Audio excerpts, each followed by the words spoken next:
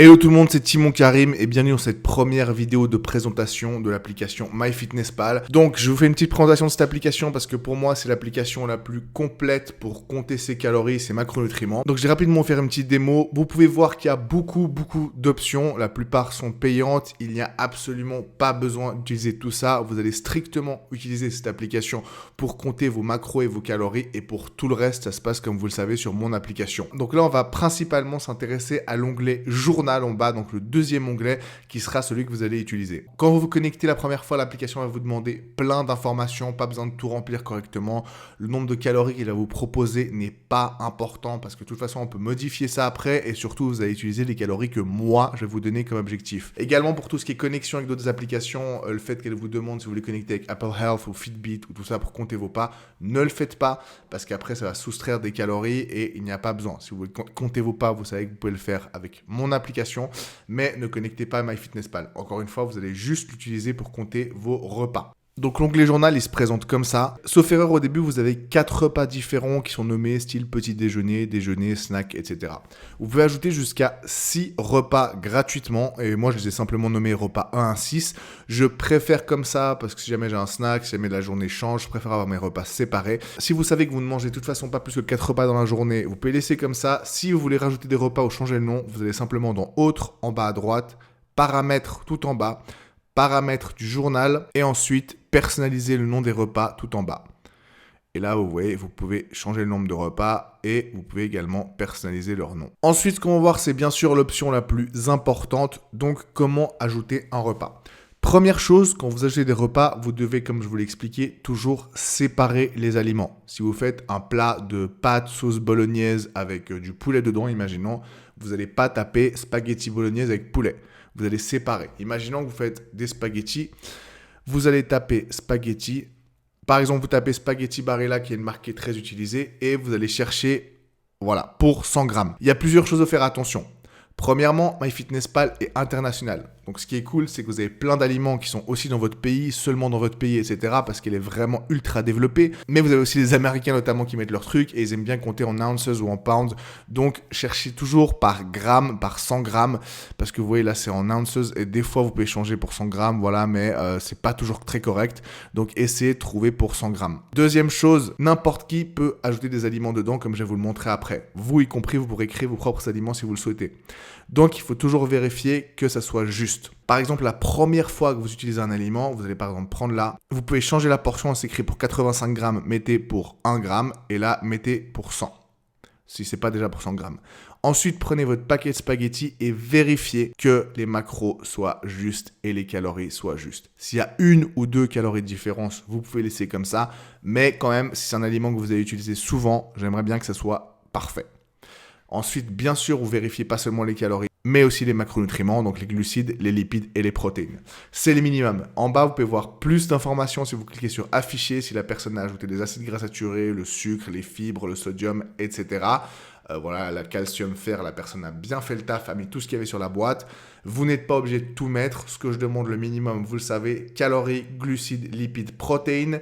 Si vous avez accès aux acides gras saturés, au sucre, c'est bien. Et les fibres aussi, c'est très bien. Si vous avez vérifié que c'est les bonnes informations sur votre paquet, vous mettez ici le nombre de grammes que vous pesez cru. Vous pesez toujours vos aliments crus si possible. Imaginons que vous mettiez par exemple 115 grammes dans ce repas. Vous écrivez 115, vous mettez sur OK.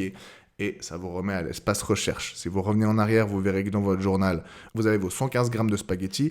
Et en haut de l'écran, dans aliments, vous avez 379 parce que c'est le nombre de calories utilisées dans le repas 1. En haut de l'écran, vous aurez votre total calorique pour la journée.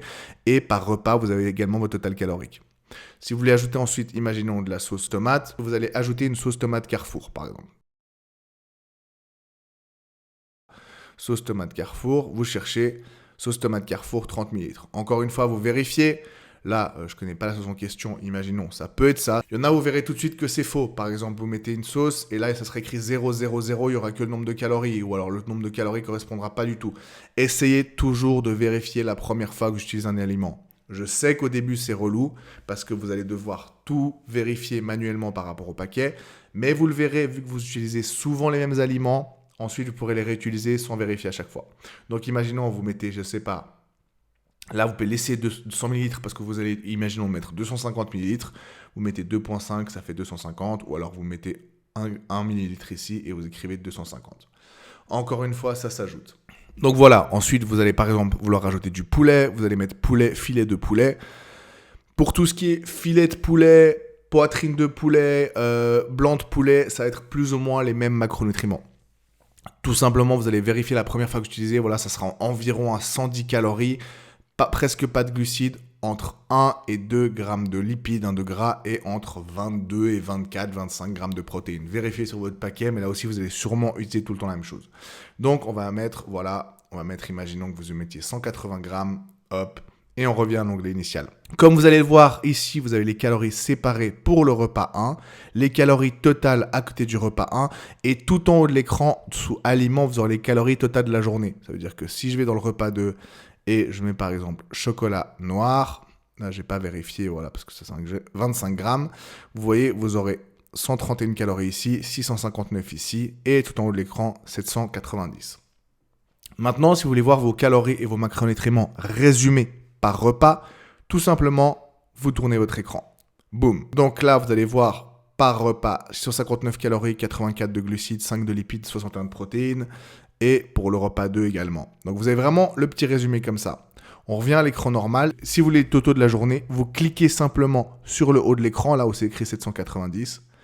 Et vous avez le total pour votre journée.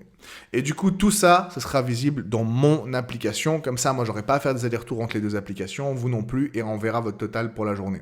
Donc, c'est vraiment ça qui va compter. C'est là que vous devrez voir que vos objectifs sont atteints. Vous savez que chaque jour, vous avez des objectifs en calories et en macronutriments, sauf si vous avez choisi l'option diète précise, on va dire. Mais cela vous permet de manger avec beaucoup plus de flexibilité. Donc là, vous avez 63 de protéines, 99 de glucides et 13 de lipides. Donc ça, c'est vos totaux pour la journée. Ça veut dire que chaque jour, il va falloir atteindre les totaux que je vous ai donnés. Maintenant, comme je vous l'ai sûrement expliqué, vous pouvez varier un peu d'un jour à l'autre. Suivez un peu ce que votre corps vous dit. Ça veut dire que si un jour, vous taffez toute la journée, ensuite vous avez un entraînement d'1h30, ensuite vous faites 30 minutes de cardio, et le lendemain, vous êtes posé à la maison faire Netflix toute la journée, vous n'allez pas manger le même nombre de calories. Le but, c'est que ce que je vous donne, ça soit la moyenne sur la semaine. Mais vous pouvez manger un peu plus un jour, un peu moins un autre jour. Je vous conseille quand même de ne pas trop dépasser parce qu'après, ça va être dur de rattraper et de conserver, on va dire, un apport de protéines plus ou moins régulier par jour.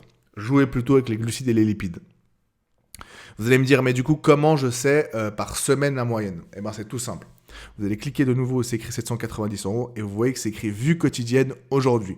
Vous cliquez là et vous pouvez choisir vue hebdomadaire. Et là, ça va vous mettre votre moyenne pour la semaine. Vous avez date en haut et vous avez votre moyenne de macronutriments calculée automatiquement par semaine. En haut à gauche de l'écran, vous voyez que c'est écrit calories. Vous cliquez dessus et vous aurez un petit graphe de la semaine. Par exemple, ça, c'est cette semaine. Je vais vous montrer ma semaine passée à moi. Comme vous le voyez, des jours où je mange beaucoup moins, des jours où je mange beaucoup plus pour avoir une moyenne. Si je clique sur le graphique, je vais voir les calories moyennes par jour résumées. Et vous voyez que mon objectif, c'était 2800 calories. Et bien, je suis arrivé à 2803 calories de moyenne avec des jours moins et des jours plus. Voilà. Et ensuite, si je reclique sur nutriments en haut, vous allez avoir ma moyenne par jour. 218 de protéines, 342 de glucides et les lipides, j'étais trop bas, j'étais à 57 seulement. Vous voyez, c'est là. Après, si vous voulez vous amuser à avoir les détails en pourcentage par jour, etc., vous pouvez cliquer dessus. Vous avez des graphiques par macronutriments, etc. Vous voyez, les protéines, j'étais plus ou moins régulier, alors que les lipides, pas du tout. Mais voilà. Mais en gros, ce que je veux, c'est qu'à la fin de la semaine, sur la moyenne calorique, donc là, tout à droite, en gris, vous ayez le chiffre que moi, je vous ai donné, plus ou moins. Si je vous ai donné 2800, vous êtes à 2803, ça va très bien. Mais ne commencez pas à être à 2860, 2560, bref, voilà. Et dans les nutriments, la moyenne protéines, 218, là, imaginons que je vous ai donné 220, ça va. Glucides, imaginons que je vous ai donné 300, vous êtes à 342, c'est trop élevé. 75 de lipides, 57, vous êtes trop bas. Voilà. Donc, ça sera la moyenne à atteindre chaque semaine. Je vous ai montré un peu comment marche le paramètre journal. Maintenant, je vais vous montrer encore 2-3 trucs dans la prochaine vidéo, c'est-à-dire comment ajouter votre propre aliment si vous en avez besoin et comment justement changer ses objectifs. Vous voyez à droite de l'écran, vous avez total et objectif 237, 270. Comment vous pouvez changer ça ? On le voit dans la prochaine vidéo.